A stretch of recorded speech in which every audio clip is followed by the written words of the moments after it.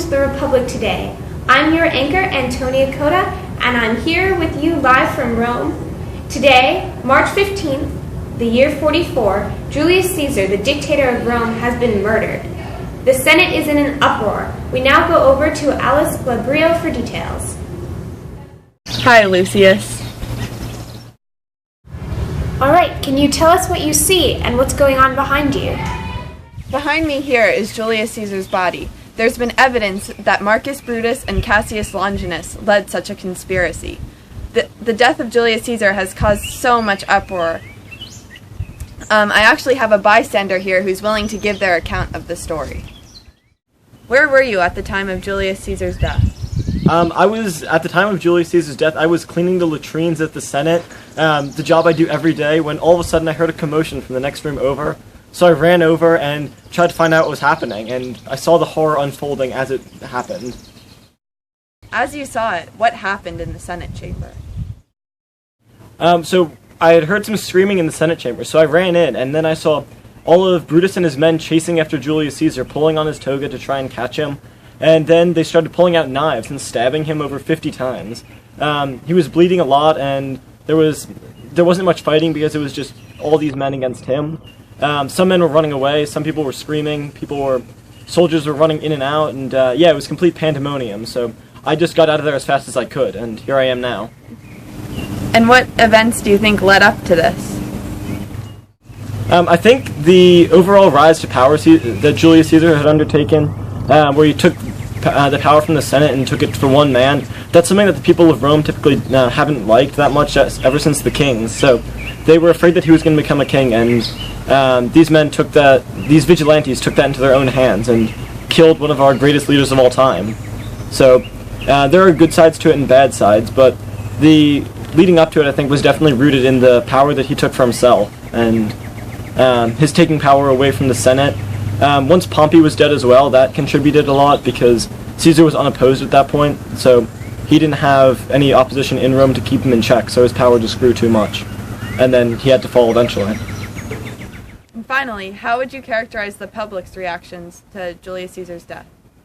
So Julius Caesar, throughout his time, was incredibly popular among the people of Rome, as you know. So his death will come as a disappointment to his supporters in the populares group of Roman politics, and the people will be distraught by the loss of their leader. But on the other hand, the wealthy and the senatorial classes will all be overjoyed because this shows that there's a potential for power to come back to them. But who knows what it'll hold for Rome. So people are pretty worried at this point because they don't know whether their family will be on the streets tomorrow or whether Rome will be in a shambles. So we'll see. So there have been rumors that another civil war will ensue. What are your thoughts on this? Well, I'm not myself a politician, so I'm not so sure about the details, but I've heard that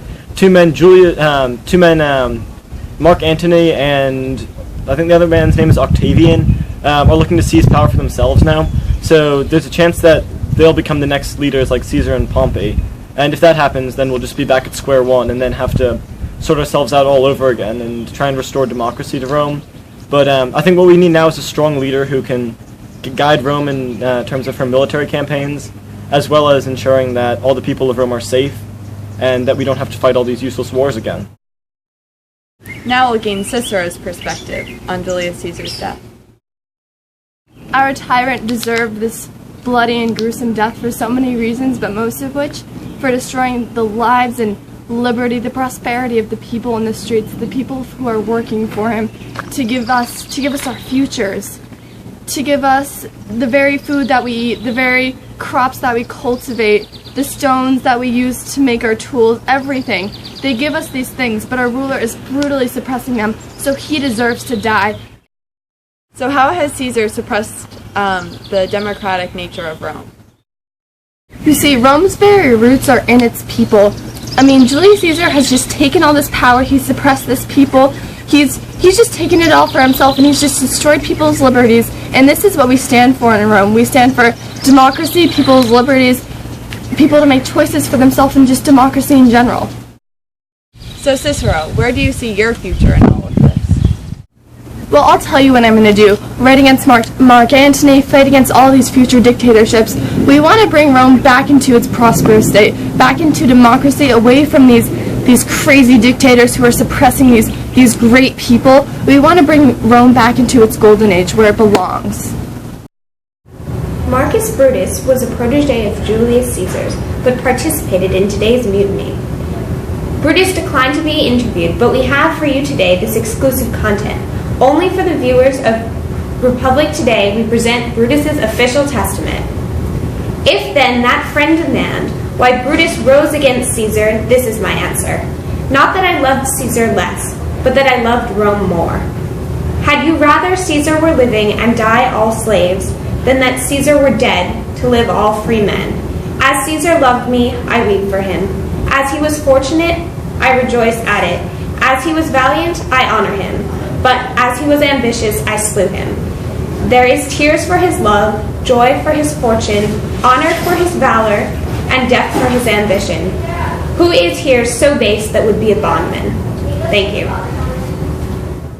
Well, there you have it, folks. This has been the Republic Today. Tune in next week right here at this time for more up-to-the-minute news.